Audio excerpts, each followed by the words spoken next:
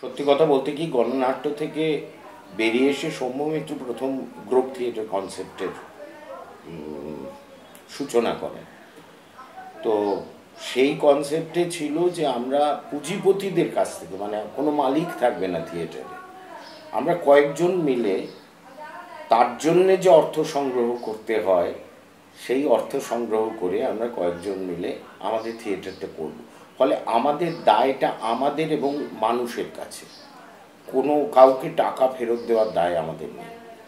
কিন্তু সেটা খুব কঠিন কাজ, ডিফিকাল্ট কাজ, কারণ সেই সময় সাধারণ রঙ্গালয়, যেটা প্রায় ব্যবসায়িক থিয়েটারে পরিণত হয়েছিল, সেই ব্যবসায়িক থিয়েটারে রমরমা চলছে তখনও, সেটা তখনও লোকে অ্যাকসেপ্ট করছে, তখনও সেখানে নাটক হচ্ছে নিয়মিত।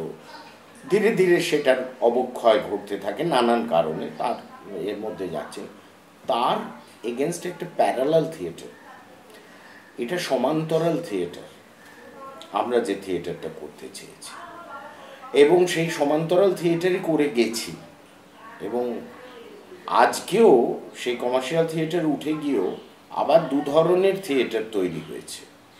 একটা থিয়েটার হচ্ছে প্রচারের নানান কায়দায় তারা দর্শকের কাছে খুব সহজে পৌঁছতে পারছে, দর্শক জানতে পারছে তাদের থিয়েটারটা তৈরি হবার অনেক আগে থেকেই। আর একটা প্যারালাল থিয়েটার কিন্তু এখনও চলছে কলকাতা শহরে, পশ্চিমবঙ্গের বিভিন্ন প্রান্তে, যারা ওই প্রচারের মধ্যে না গিয়ে সরাসরি দর্শকের সঙ্গে সংযোগ স্থাপন করতে পারছে। কিন্তু প্রচারে না এলেও তাদের থিয়েটার যে লোকে একেবারে দেখছে না সেটাও নয়, আর যেগুলো প্রচারে আসছে সেগুলো যে সবাই খুব সবকটাই খুব হই হই করে দেখছে তাও নয়। বাস্তবটা কিন্তু অন্যরকম। ভালো থিয়েটার হলে মানুষের অভ্যাস এখনও আছে সেটা খুঁজে বার করে সেইটা দেখা। সুতরাং হতাশার কোনো জায়গা আমি পাইনি।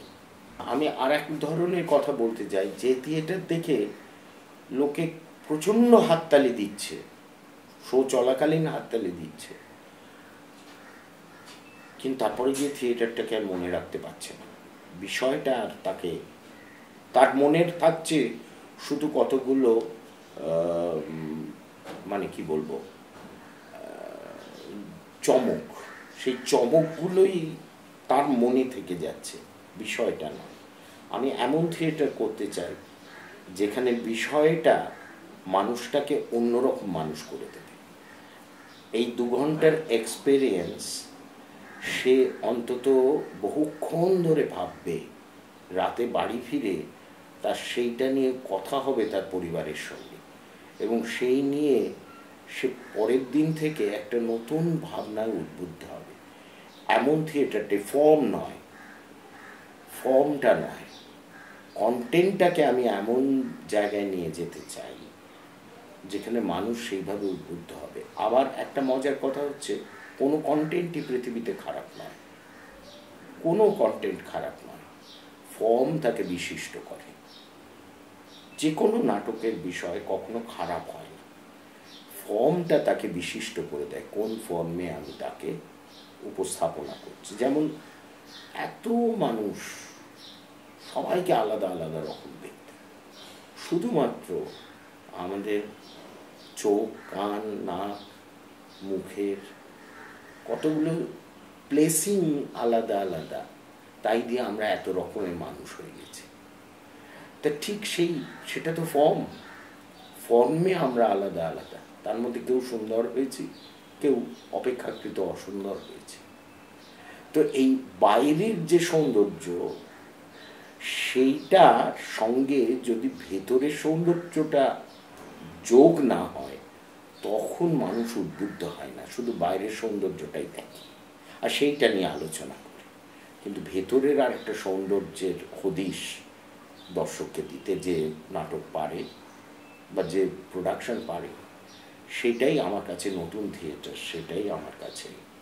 যেমন একসময় রক্তকরবী দেখে মানুষ উদ্বুদ্ধ হয়েছে, সেই রকমভাবে মানুষকে উদ্বুদ্ধ করা, নতুনের সন্ধান দেওয়া, নতুন জীবনের সন্ধান দেওয়া। আমরা যখন থিয়েটার করতে শুরু করেছিলাম, আমরা একটা জিনিস স্থির করে নিয়েছিলাম যে এই সমাজ, আমাদের যে শ্রেণীবিভক্ত সমাজে কতগুলো ভাইসেস আছে। কারণ যাই করি না কেন, আমরা যত স্বপ্নই দেখি সোশ্যালিস্ট স্ট্রাকচার ভারতবর্ষের স্বাধীনতার পর আনবার চেষ্টা হয়, তার পুঁজিপতিরাই আমাদের জীবনকে নিয়ন্ত্রণ করে। এই অবস্থায় আমাদের যে সামনে যে ভাইসেসগুলো আছে, সেই ভাইসেসগুলোর বাইরে আরেক ধরনের মানুষ হব আমরা। ওই ভাইসেসগুলোকে আমাদের চেতনায় গ্রহণ করব না, তার বাইরে আরেক রকম করে বাঁচবার চেষ্টা করব। সেই রকম করে বাঁচার চেষ্টা যে মানুষগুলো করতে চায়, তারা যখন একত্রিত হয় একটা লক্ষ্য নিয়ে যে আমরা থিয়েটার করব, সেটাকে দল বলো দল, সেটা একটা সংঘ বলো সংঘ, কিন্তু মোটামুটি এক ধরনের ফিলোসফিতে বিশ্বাস করে, এক ধরনের দর্শনে বিশ্বাস করে, এবং সেই দর্শন নিয়ে সে থিয়েটারের মধ্যে তার প্রয়োগ করতে চায়, তখন তারা একত্রিত হবার যোগ্যতা অর্জন করে। কিন্তু আমাদের এখন যে অবস্থাটা দাঁড়িয়েছে, তার থেকে আমিও মুক্ত নই খানিকটা, যে সেই এক মনোভাবাপন্ন মানুষের অভাব হয়ে গেছে। সচেতনভাবে সেইভাবে আর মানুষ ভাবছেও না যে আমি যেভাবে নিয়ন্ত্রিত, আমার কথা ছিল আমি নিয়ন্ত্রণ করব আমার পরিবেশটাকে, তার বদলে আমি নিয়ন্ত্রিত হচ্ছি। আমাকে যা চাপিয়ে দেওয়া হচ্ছে আমি সেটা গ্রহণ করছি, এবং সেই নিয়মের বেড়াজালে থেকে আমি একটা থিয়েটার করবার চেষ্টা করছি। ফলে আমাদের এর থেকে উদ্ধার পাবার একটাই উপায়, নিয়ন্ত্রিত না হয়ে নিয়ন্ত্রণ করার চেষ্টা করা। কি দেখছেন আশেপাশে আপনি যেরকম ভাবছেন? উল্টোটা দেখছি, আমি নিয়ন্ত্রিত হচ্ছি, চারপাশে নিয়ন্ত্রিত হচ্ছে সবাই। যাকে একসময় ভাবলাম সে নিয়ন্ত্রিত হবে না, দুদিন বাদে দেখছি সেও নিয়ন্ত্রিত হচ্ছে, সেও পাচ্ছে না, সেই ভাইসেসগুলো গ্রহণ করছে, সব কিছু তার চাই। এমন একটা সময়ে আমরা বসবাস করছি, মধ্যবিত্তের হাতে অনেক টাকা এসে গেছে, তারা সেইটা নিয়ে কি করে মানে কত রকমের কি বলবো ভোগের রাস্তা খোলা যায়, সেই ভোগের দিকে তারা চলে যাচ্ছে। ফলে থিয়েটারটাও একটা ভোগের জায়গা হয়ে যাচ্ছে। না, আমি বলছি না থিয়েটারটা সাধু সন্তদের জায়গা, কিন্তু থিয়েটারের তো একটা লক্ষ্য আছে, সেই লক্ষ্যটা কোথাও আমরা বিচ্যুত হয়ে যাচ্ছি। আজকে আমরা খুব এলোমেলো একটা সময়ের মধ্যে পড়ে গেছি, খুব গন্ডগোল একটা সময়। মানে কথা ছিল যে যারা থিয়েটার কর্মী তাদের মধ্যে কোনো বিভাজন থাকবে না, ঘটনাচক্রে বিভাজনটা আছে এবং বিভাজনটাকে আরো বাড়িয়ে দেওয়া হচ্ছে, এবং তার নানান রকম প্রক্রিয়া, অদ্ভুত অদ্ভুত প্রক্রিয়া আছে। ধরো একটা নিয়মিত একটা ফেস্টিভ্যাল হয় কোনো একটা জায়গায়, সেখানে বিভিন্ন দলের নাটক অভিনীত হয়, একটু কলকাতার বাইরেই হয়। এইবার আমি তাদের বললাম যে তোমায় যদি ফেস্টিভ্যালটা চালাতে হয়, কারণ সরকারের অনুমতি নিতে হয়, তো নানা রকম প্রশাসনের অনুমতি নিতে হয়, আর বাইরে করতে গেলে তো আরও নিতে হয়, এখানে করতে গেলেও নিতে হয়। এইবার এই দলকে ফেস্টিভ্যালে নিতে হবে, তবে তুমি ফেস্টিভ্যালটা করতে পারবে। এগুলো হচ্ছে যে ওই রাজনীতিতে দর্শন বাদ দিয়ে এক ধরনের রাজনীতি আছে না, যে পাড়ায় এই জলের কলটা আমিও উদ্বোধন করব, তোমাকে করতে দেব না, এই ধরনের রাজনীতি হয়ে গেছে থিয়েটারে। সেইটা এইরকম জলের কল উদ্বোধনের লেভেলে চলে এসছে থিয়েটারটা। থিয়েটারের জায়গাটা সেটা নয়, সেটা অনেক উপরে, শিল্পের ক্ষেত্র সেটা, সেখানে এরকম করলে চলে না।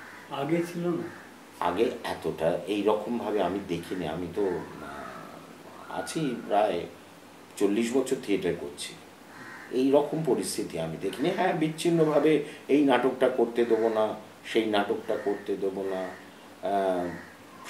সেই এলাকার একটা অংশের, তার মধ্যে সবটাই যে যারা করতে দিচ্ছে না তাদের দোষ তাও নয়, উল্টোটাও আছে। যেটা প্রচারিত হয়েছে যে এই নাটকটা করতে দেওয়া হলো না।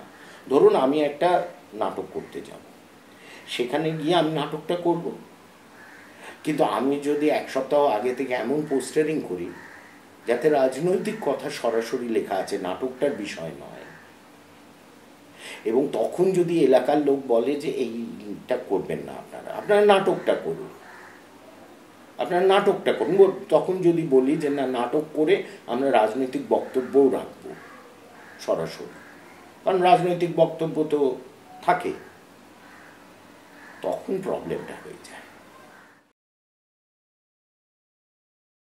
বাদল সরকার যখন এই থার্ড থিয়েটারের কথা বললেন, তার থার্ড থিয়েটার ফর্মটা তো একটা বিশিষ্ট ফর্ম, তার শক্তি নিয়ে তিনি সেই ফর্মে যখন কাজ করলেন, তার পেছনে যে তার দর্শন ছিল যে আমার আর দর্শকের মধ্যে অন্য কোনো বাধা থাকবে না, অর্থনৈতিক কোনো বাধা থাকবে না, আমি তার সামনে সরাসরি হাজির হতে পারবো আমার সামর্থ্য নিয়ে, সে তার সামর্থ্য নিয়ে আমাকে যতটা সাহায্য করতে পারবে তাতেও হয়ে যাবে। সেইটা একটা খুব আন্দোলনটা খুব কি বলবো, খুব সফল হয়েছিল সেই সময়। কিন্তু বাদলবাবু যখন থেকে সরে গেলেন বা চলে গেলেন আমাদের ছেড়ে, বাদলবাবুর সমগোত্রীয় কোনো প্রতিভা সেই পথে গেল না। মানে বাদলবাবুর কাজটা যতটা আকর্ষণীয় হতো, যতটা ভালো হতো, দর্শক যতভাবে গ্রহণ করতে পারত, পরবর্তীকালে সেই কাজটা সেই মাপের আর হচ্ছে না বা হতে পারল না। ফলে আর একটা প্রতিভার অভাব দেখা দিল। মানে আমি ওইখানে গ্রামে গিয়ে থিয়েটার করব, আমার প্রসিনিয়াম থেকে ছেড়ে বেরিয়ে গিয়ে আমি অন্য ধরনের থিয়েটার করব, তার মধ্যে আমার কিন্তু শিল্পবোধ, শিল্প চেতনা এবং নতুন দিগন্ত প্রসারিত করার একটা স্বপ্ন থাকতে হবে। শুধুমাত্র রোজ থিয়েটার করছি, এদের সামনে দেখো আমি কি বিরাট, এই অহংকারটাই আরও কোথাও আটকে দিচ্ছে। ভীষণ অহংকারী তারা মনে করেন আমরা বিরাট কাজ করছি, তোমরা তো ওখানে বড় লোকদের জন্য থিয়েটার করছো, এই দেখো আমি সবাইকার সামনে।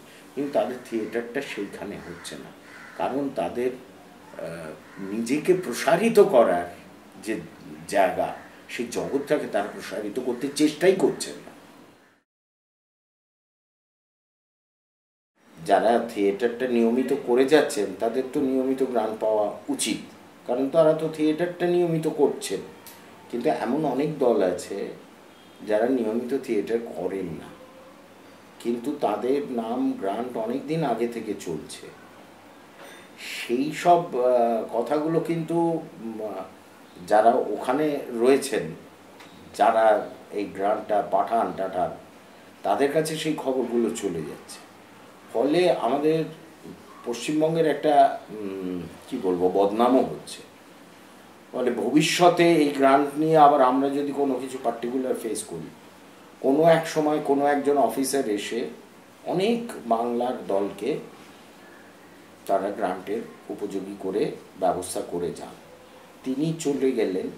এইবার যারা অন্য প্রভিন্সের মানুষ এলেন, তারা যখন এটা দেখতে পাচ্ছেন যে এখানে তো সবাই নিয়মিত থিয়েটার করছে না, এগুলো তৈরি করে দেখানো হচ্ছে যে একটা শো হয়েছে বা দুটো শো হয়েছে, হয়তো রিহার্সাল দিয়ে প্রোডাকশন শো দেখিয়ে দেওয়া হচ্ছে, এইগুলো যতটা কমানো যায়। এবং এই জায়গায় আমাদের সেলফ ডিসিপ্লিন ছাড়া আর কোনো, মানে নিজেদের আত্মসম্মানে যদি না লাগে, তাহলে এর থেকে বাঁচার কোনো উপায় নেই। কারণ কে গিয়ে, আমি তো আরেকটা দলের সম্পর্কে গিয়ে বলতে পারবো না মশাই দেখুন, তাহলে কেঁচো করতে সাপ বেরোবে, অন্য যারা নিয়মিত থিয়েটার করছে তাদেরটাও হয়তো অ্যাফেক্টেড হয়ে যাবে। এইটা আমাদের নিজেদের একটু সতর্ক হতে হবে এবং দায়িত্ববান হতে হবে যে আমি যেহেতু গ্রান্ট পাচ্ছি, সেহেতু আমার দায়িত্ব আছে সেই গ্রান্টের উপযোগী কাজ করে সমাজকে সেবা করা।